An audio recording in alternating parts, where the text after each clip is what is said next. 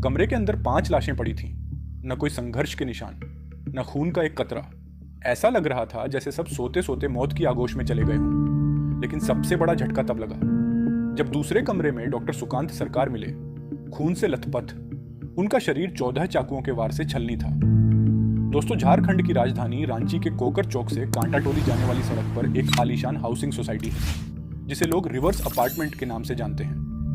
ये इमारत जितनी ऊंची और भव्य है, उतने ही बड़े और प्रभावशाली लोग इसमें रहते हैं। दोस्तों, इसी अपार्टमेंट के फ्लैट नंबर 1002 में रहते थे डॉक्टर सुकांत सरकार और उनका परिवार। डॉक्टर सुकांत न केवल एक प्रतिष्ठित डॉक्टर थे, बल्कि सेना से सेवानिवृत्त भी हो चुके थे, इसलिए समाज में उनकी गहरी इज्जत थी। उनका व्यवहार बेहद मिलनसार था और वे हर छोटे बड़े व्यक्ति को समान रूप से सम्मान देते थे। उनके व्यक्तित्व में एक ऐसी कशिश थी कि हर कोई उनसे सहज रूप से जुड़ जाता था।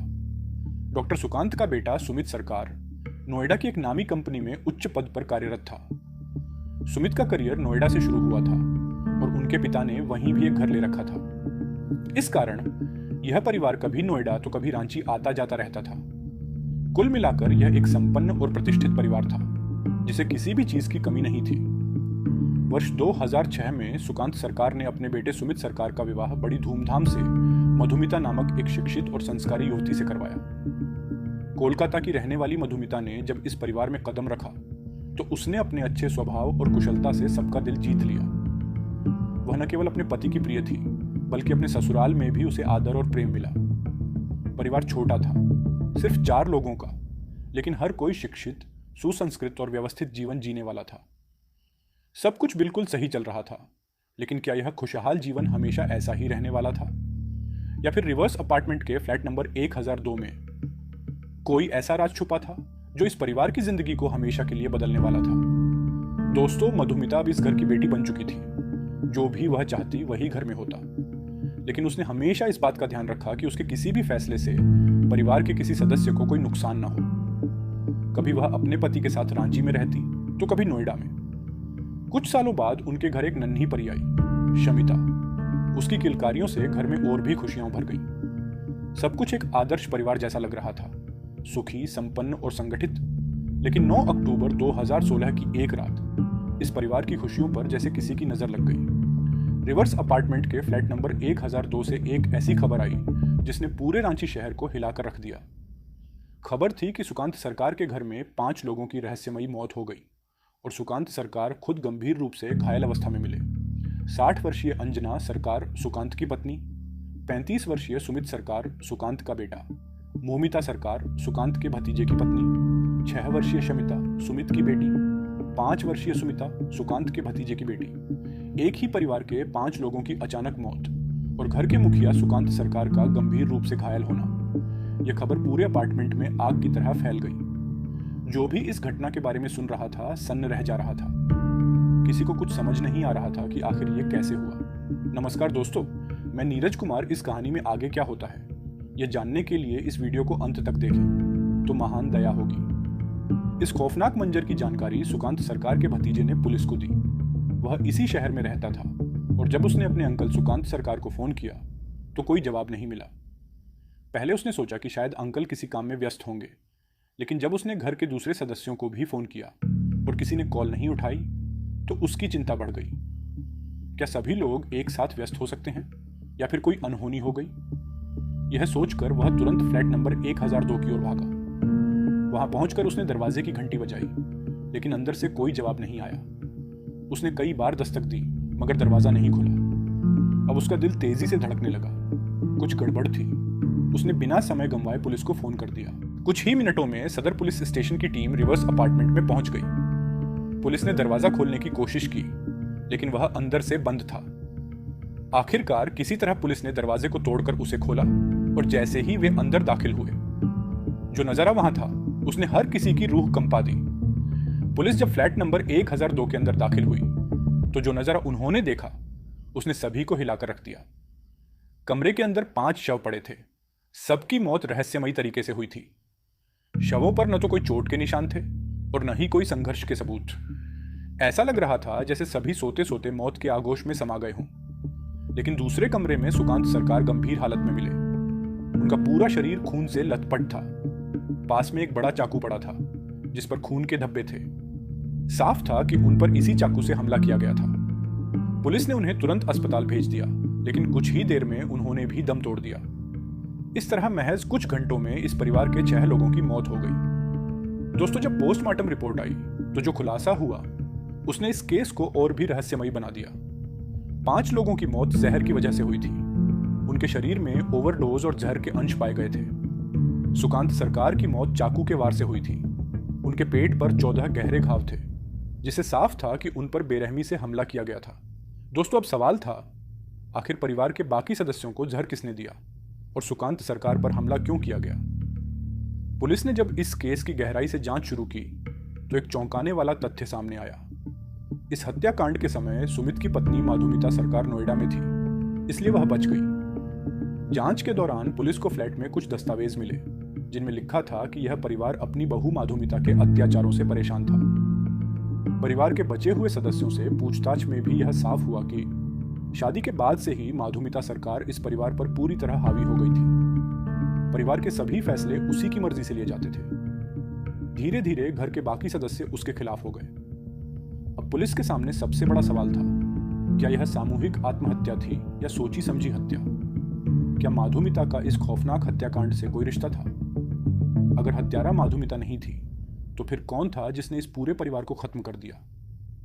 माधुमिता सरकार ने जब इस घर में कदम रखा तो उसने खुद को एक आदर्श बहू साबित किया। वह अपने ससुराल के हर सदस्य का ध्यान रखती थी और उनकी देखभाल करती थी। परिवार के सभी लोग उससे बेहद खुश थे, लेकिन उसकी जिंदगी में एक और अहम रिश्ता था, उसकी छोटी बहन मोमिता। मोमिता कोलकाता के एक आश्रम में रहती थी क्योंकि उनकी माँ अब इस दुनिया में नहीं थी। जब माधुमिता ने अपने ससुराल वालों को अपनी बहन के बारे में बताया तो उन्होंने उसे अपने घर लाने की अनुमति दे दी। दोस्तों, माधुमिता की तरह ही मोमिता भी अपने व्यवहार और मीठी बातों से सबका दिल जीतने लगी। वह कभी रांची तो कभी नोएडा में अपनी बहन के साथ रहती। परिवार के हर सदस्य को उसकी उपस्थिति सुखद लगती थी।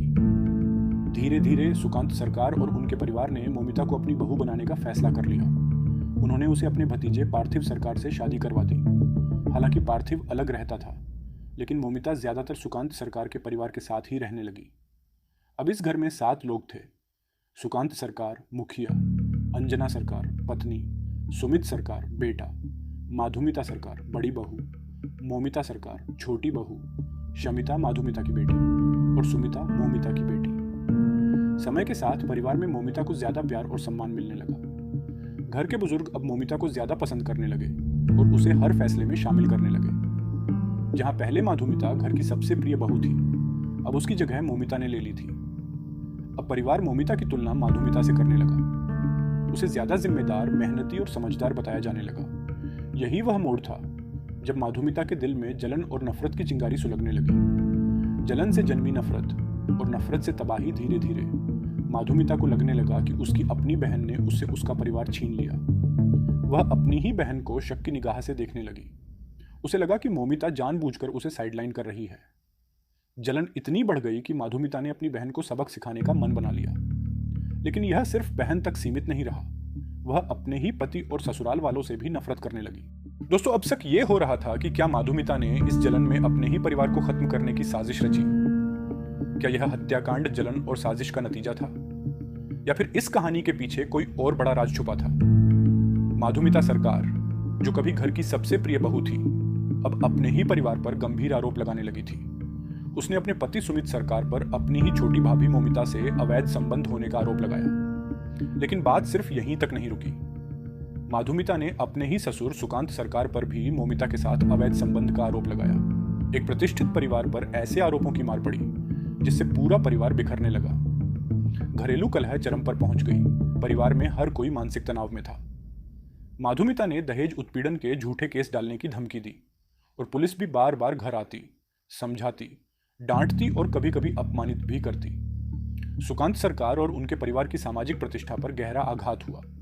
वे कहीं भी जाते, लोग उन पर उंगलियां उठाते। परिवार के लोग इतने परेशान हो चुके थे कि वे मानसिक रूप से टूट गए। दोस्तों, परिवार के मुखिया सुकांत सरकार ने यहां तक कह दिया था कि अगर यही हालात रहे तो कुछ ऐसा हो जाएगा जिसकी कोई कल्पना भी नहीं कर सकता। लेकिन किसी ने नहीं सोचा था कि यह चेतावनी सच हो जाएगी। अगली सुबह जब सुकांत सरकार का भतीजा उनसे संपर्क करने की कोशिश कर रहा था तो किसी ने भी फोन नहीं उठाया। चिंता बढ़ी। वह सीधा फ्लैट नंबर 1002 पहुंचा, लेकिन दरवाजा अंदर से बंद था। दरवाजे की घंटी बजाई, कोई जवाब नहीं। दरवाजे पर दस्तक दी, कोई जवाब नहीं। आखिरकार पुलिस को बुलाया गया। दरवाजा खुला और जो दिखा उसने सबको दहला दिया। 5 शव एक कमरे में पड़े थे। सुमित सरकार, उनकी मां अंजना सरकार, मोमिता और दोनों मासूम बच्चियां। सुकांत सरकार दूसरे कमरे में खून से लथपथ मिले।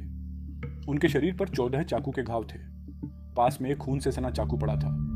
सुकांत को अस्पताल ले जाया गया, लेकिन कुछ ही घंटों में उन्होंने भी दम तोड़ दिया। दोस्तों, पोस्टमार्टम रिपोर्ट से यह खुलासा हुआ कि 5 लोगों की मौत जहर के कारण हुई थी और सुकांत सरकार पर चाकू से हमला किया गया था। ऐसा लगा मानो परिवार ने खुद ही अपनी जान ले ली। लेकिन क्या यह आत्महत्या थी या हत्या? पुलिस को घर में मिले कुछ दस्तावेजों से पता चला कि सुकांत सरकार और उनका परिवार माधुमिता की वजह से मानसिक रूप से बुरी तरह परेशान था। दोस्तों, इस केस की जांच जैसे जैसे आगे बढ़ी, चौंकाने वाली सच्चाई सामने आई। पुलिस को मिले दस्तावेजों और गवाहों के बयानों से साफ हुआ कि इस पूरे हादसे की जड़ माधुमिता सरकार। परिवार को माधुमिता की प्रताड़ना से कोई रास्ता नहीं दिख रहा था। सुकांत सरकार ने पूरे परिवार के साथ आत्महत्या करने का फैसला किया। उन्होंने पहले सभी को एक ओवरडोज इंजेक्शन दिया, जिससे कोई विरोध न कर सके। इसके बाद उन्होंने खुद को 14 बार चाकू से वार किया। पूरा परिवार माधुमिता की प्रताड़ना से तंग आ चुका था और उन्होंने अपनी जिंदगी खत्म कर ली। इस केस की फाइल कभी धूल फांकती रही तो कभी पुलिस माधुमिता को पकड़ने के लिए छापेमारी करती रही। पहले नोएडा में उसके होने की सूचना मिली, लेकिन वह पहले ही वहां से फरार हो चुकी थी। फिर कोलकाता में उसका ठिकाना मिला, लेकिन हर बार वह पुलिस के पहुंचने से पहले गायब हो जाती। जून 2023 में पुलिस को उसका सही पता मिल गया और उसे कोलकाता से गिरफ्तार कर लिया गया। दोस्तों, पहले मधुमिता को कोलकाता कोर्ट में पेश किया गया, फिर ट्रांजिट रिमांड पर उसे रांची लाया गया और फिर रांची कोर्ट ने उसे जेल भेज दिया। दोस्तों, अब पुलिस एनजीओ संचालक गीताली चंद्रा की भी जांच कर रही है कि क्या उसने इस मामले में कोई भूमिका निभाई थी। तो दोस्तों, यह थी आज की कहानी। इस कहानी को सुनाने का उद्देश्य किसी को परेशान करना या फिर किसी के दिल को चोट पहुंचाना नहीं है, बल्कि हमें समाज को जागरूक और चौकन्ना करना है। अगर आपको यह कहानी पसंद आई हो तो वीडियो को लाइक और शेयर करें और हमारे चैनल को सब्सक्राइब जरूर करें।